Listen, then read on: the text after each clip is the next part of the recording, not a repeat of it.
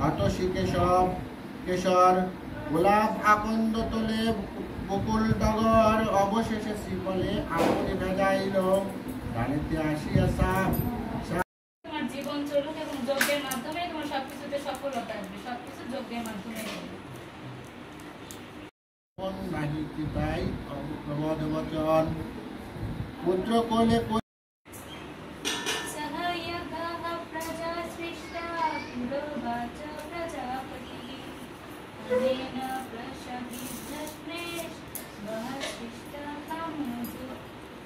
সৃষ্টির প্রারম্ভে সৃষ্টিকর্তা সারিল নিঃশ্বাস কান্দিতে কান্দিতে কহে ব্রাহ্মণের পাঠ নিবেদন করে শোনো জাতক ব্রাহ্মণ ব্রাহ্মণে কেমনে বাঁচিব পুত্র বাঁচিব কেমনে বিনা পুত্রে প্রাণ রাখা হবে মোর দায় প্রাণদান দেহ নিজ করিয়া কৃপায় প্রাণ পুতুলি মোর অঞ্চলে দান বাঁচিব না প্রাণের বিনারে রতন প্রমোদ বাক্য কহে দিব জল স্বার্থের দংশনে প্রাণ ছাড়িল নন্দন মরা বলে পরিকেন পরিচ বন্ধন মরিলে অশেষ জন্ম জন্মিল মরণ মরিলে প্রভু মানুষ প্রভু বাঁচে কি কখনো সম্বর সম্বর সতী সম্বর কন্দন মরালয়ে যাহ তুমি বারাণসী তীরে কাষ্ঠচিত্র করি অগ্নি জল জল ধীরে ধীরে মরা লইয়া শৈবা গেল কাতর অন্তরে একাকি কহিল দিলে আপনার ঘরে মরা লইয়া গেল শৈবা বারাণসী বাসী হাতেতে মুদকর করি আসে হরিদাস হরিদাসে বলে আমি মরা দাহ করি মরাপতি 50 কাহন দিবে করি হরিদাসে বলে তোমা কহিনু নিশ্চয় তোমায় যে বলি সত্য আনি নাই হয় অন্যের মাটিতে নিয়া পুরাহ কুমার বিধাতা করিল মোরে হারির আচার শৈবা বলে গোসাঞ্চি বলিতেছি ভয় বাসি বিধাতা করিল মোরে ব্রাহ্মণের দাসী শৈবা বলে আজ্ঞা করো ঘাটেতে পাটনি দিব আমি চিরিয়া এ বস্ত্র অর্ধখানি অতিদিনা কাঙ্গালিনী ভাগ্য বিপর্যয় নতুবা আমার পুত্র মরে অসময় এত শুনিয়া যথাচন্দ্র সূর্য প্রকাশ তার তলে আছে দিব্য বিচিত্র আবাস নেত্রপাট সিংহাসন উপরে তেঁতুলি বিরাসনে বসিয়া আছে বনমালী মনে মনে প্রভু হইল অভিলাষ এক অংশ চারি অংশে হইতে প্রকাশ শ্রীরাম ভরতার শত্রুঘ্ন লক্ষণ এক অংশে চারি অংশ হইল নারায়ণ লক্ষ্মী মূর্তি সীতা দেবী বসেছেন বামে স্বর্ণ ছত্র ধরেছেন লক্ষ্মণনন্দন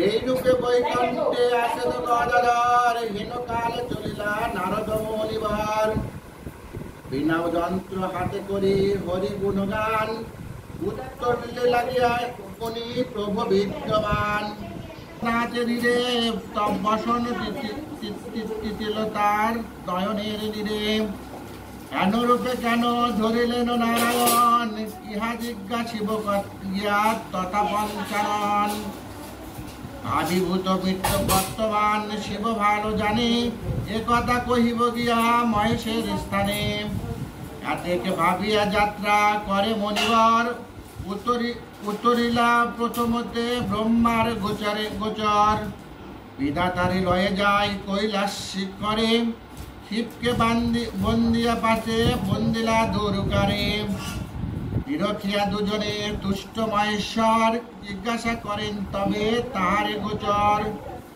কহ ব্রহ্মা কহে নারদ তপধন দোহে আনন্দিত আজি দেখি কি কারণ বিরিঞ্চি বলেন শোনো দেব ভোলানাথ দেখিলাম গোলাকারে অপূর্ব জগন্নাথ দেখিলাম পূর্বেতে কেবল নারায়ণ চারি অঙ্গে দেখি তবে কিসের কারণ ব্রহ্মবাক্য শুনিয়া কহেন প্রীতিবাচ সেই রূপে ইহকালে হইবে প্রকাশ সে যে রূপে আছেন হরি গোলকের ভিতর, জন্ম নিতে আছে 60,000 বৎসর।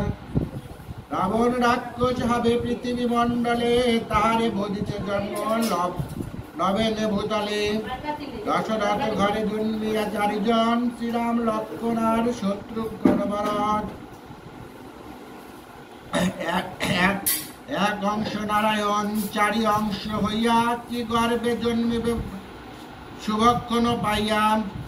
জানকী সহিত রাম লইয়া লক্ষণ, পিতৃসত্য পালনার্থে যাইবে বনে বন। সীতা উদ্ধারিবে রাম মরিয়া রাবণ, লবকুশ নামে হবে সীতার নন্দন। মনুষ্য গোহত্যাদি যত পাপ করে, একেবারে প্রাম নামে সর্বপাপ তবে বচ্চ পদ হয়। আসিয়া বলেন ব্রহ্মা শুন ত্রিলোচন, পৃথিবীতে হীন পাপী আছে কোন জন। দুর্দর্শটি বলেন মম বাক্য দেহ মন, মধ্যপথে মহাপাপী আছে 1 জন। তারে গিয়ে রাম নাম দেহ একবার, তবে সে নিতান্ত মুক্ত হইবে সংসার। বিধাতার নারদ মুনি ভাবে 2 জন, পৃথিবীতে মহাপাপী আছে যে কেমন। শ্রবণ মুনির পুত্র নাম রত্নাকর, শ্রবণ মুনির পুত্র নাম রত্নাকর, দোষ বৃষ্টি করে সেই বনের ভিতর। নারদ দহে সন্ন্যাসী হইয়া, রত্নাকর কাছে দহে মিলিল আসিয়া। বিধাতার মায়া হইল রত্নাকর প্রতি, সেই দিনে সেই পথে কর নাই গতি।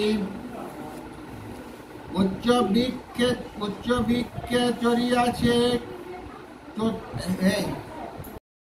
এই যে কর্ম, সেই কর্মটা কিসের জন্য? এটা ভগবানের প্রীতির জন্য, ভগবানের সন্তুষ্টির জন্য। যখন কেউ ভগবানের সন্তুষ্টির জন্য কর্ম করে, তখন কি হয়? কর্মফলের বন্ধনটা ঘটে না, যে এই কর্মের কি ফল হবে, এটা আমার জন্য ভালো না খারাপ। আমরা খালি এটা ভেবে করলাম যে এই কাজটা করলে এটা ভগবানের সন্তুষ্টির উদ্দেশ্যে কাজটা হলো।